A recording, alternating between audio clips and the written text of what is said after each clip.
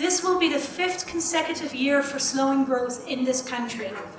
And this is a reflection both of strong external headwinds. We've got capital flows exiting EMs as the US increases interest rates.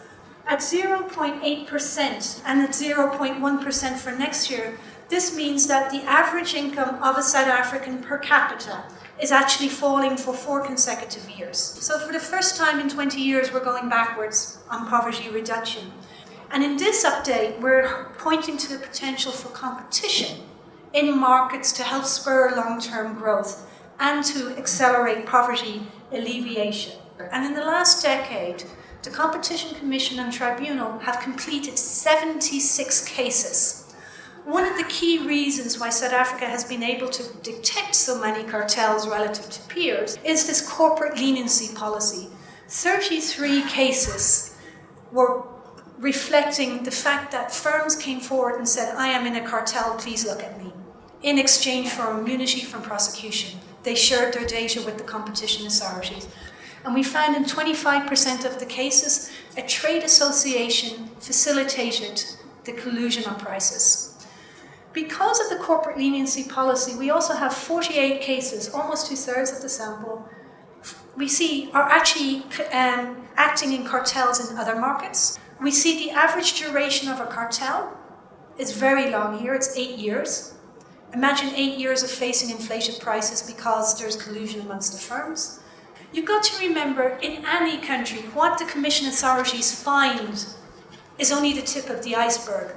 Other studies in Europe have shown that generally only 10% to 30% of the cartels have been found. And especially if you think in South Africa, the Commission has so far focused mainly on food products, agricultural inputs, and some intermediate goods. We're trying to understand how these relationships between firms form.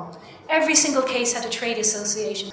We see it's very common in products where consumers have to buy essential products, where they're not so responsive to price, where there's excess capacity because you can punish somebody who's going to deviate from your agreement, and where there's a history of price control or monopoly behavior. But competition just doesn't work by itself in isolation and in a vacuum. It also depends on the regulatory environment set by the government. And here we take the example of telecommunications. It accounts for 2.6% of inputs to all other sectors in the economy and 1.7% of your exports. It's bigger than agriculture. If you could increase broadband penetration by 10 percentage points, you get a kickback to growth of 1.4 over time. We have a network sector where in the early 2000s, 2 players came in. They had first mover advantage, and those 2 players continue to account for 70% of the 3G, 4G market and data markets and the prepaid mobile. 1 gigabyte basket of data in South Africa in 2014 was $14.10. How come Cameroon can provide that same data for $2.10? That's price. Now let's look at a proxy for quality.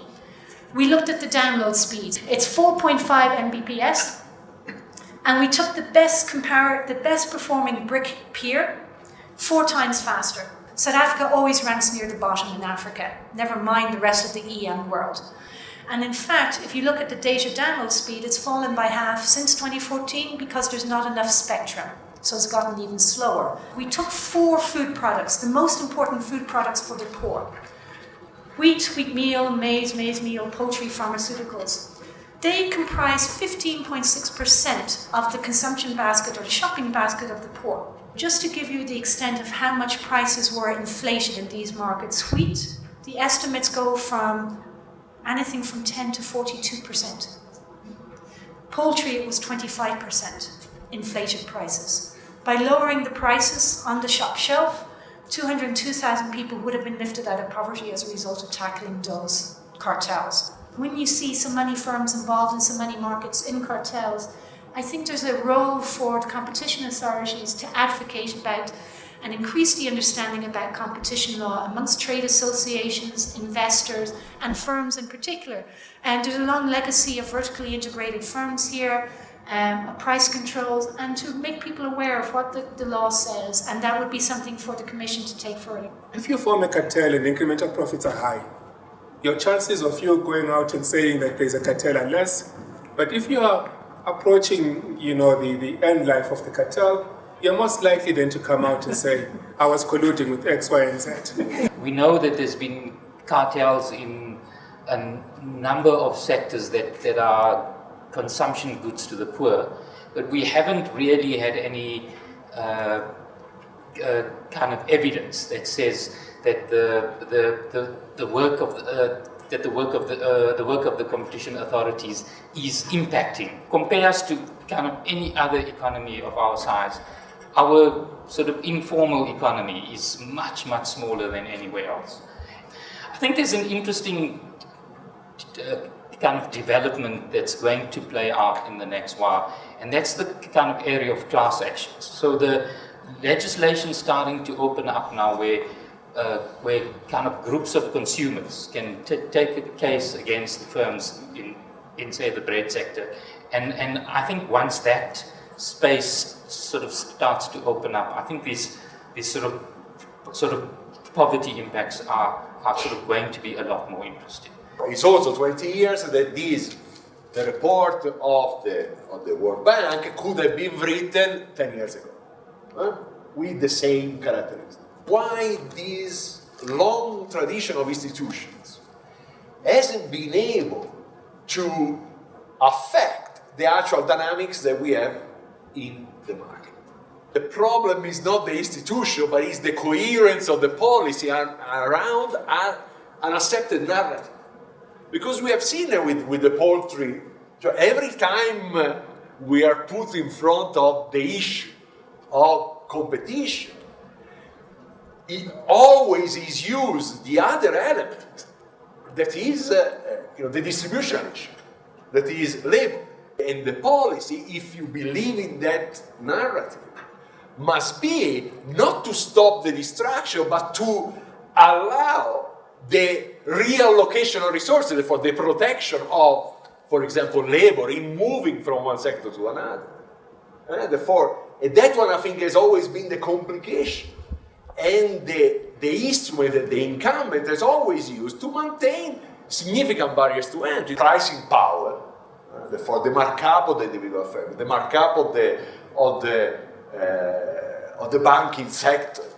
Even if we want to protect the stability of the banking sector, therefore we don't want a lot of Afri-Bank going around. But nonetheless, you have to intervene on the pricing power of the incumbent, especially when these incumbents are in sectors that are a chain in the development process. One of the biggest barriers to entry is not access to credit market.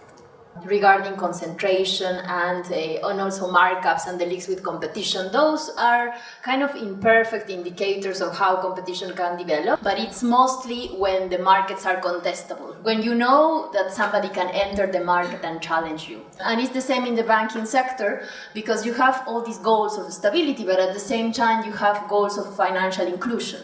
And that, in order to achieve those goals, then competition can play a larger role. If firms do not have access to a flexible labor market, probably it's going to be more difficult to enter, and it could become another barrier. No, it goes beyond competition, but it's part of this policy coherence. The amendments in 2009 included criminalization of cartel conduct, and that would mean directors involved in cartel conduct will face a criminal charge. Those amendments were signed into law.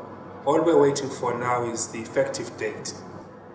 When firms come and look for the protection, either from trade barriers or for tax incentives, for example, are we asking that 20 years on, is it right that the auto sector still is getting tax and support basically from DTI to continue, or is it better to actually take that cash support and give it to SMEs? So what we're trying to do here is to create a level playing field.